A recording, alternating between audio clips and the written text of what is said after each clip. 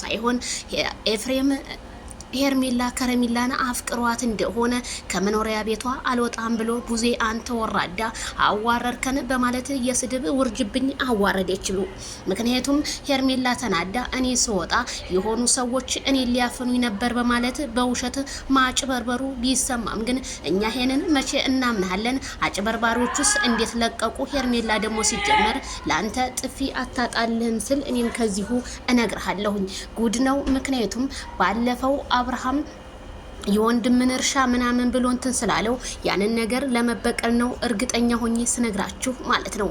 ኤፍሬም ሲጀመር ሄርሜላ ከረሚላን አፍቅሯት እንጂ እውነት ለሩታ አስቦለት እንዳልሆነ ነው የምነግራችሁ። ይሄንን ያማረ የተዋበ ቤትን እኔ ልማኝበት ብሎ ሄርሜላ ግን ምንም እንደማትፈልገውና ከጥፍሯ ቆሻሻ ኤፍሬምን እያሳየች ነው። ኤፍሬም ግን ስነ ስርዓት ይኑርህ። ወንዶችን ምሳሌ ትንሽ ሱሪ ታጠቅ። የሆንክ የተልከሰከስክ መልከስከስ መቼም ባህሪ ነው። ሄርሜላ ከረሚላ የኔ ቆፍጣና እንደ በፊቱ አንገት ደፍታ ምናምን እንደሌሎቹ መስላት ሆነ በጣም ተሳስተሃል። አትሽለጥለጥ፣ አታስመስል ማለት ነው።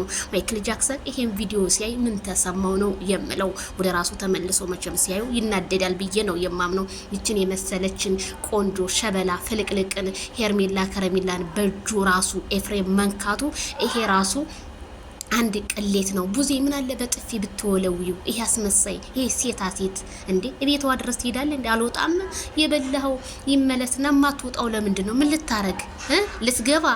ሁለት ሴት ልታምታታ። ሄርሜላ ደግሞ ያች አይደለችም። ሄርሜላ ዝሙተኛ አይደለችም። አየ በአደባባይ ነው የምታዋርድ። ተዋርዷል። እኔ በሳቅ ነው የሞኩት። ለካ ሄርሜላን አፍቅራት ነው እንደዛ ከሩታ ጋር የምታጨበጭበው። አይ የኔ ወንድም ያለ ቦታው ገና አሁን ያለ ቦታ ተዋረድክ ኤፍሬም ማለት ነው።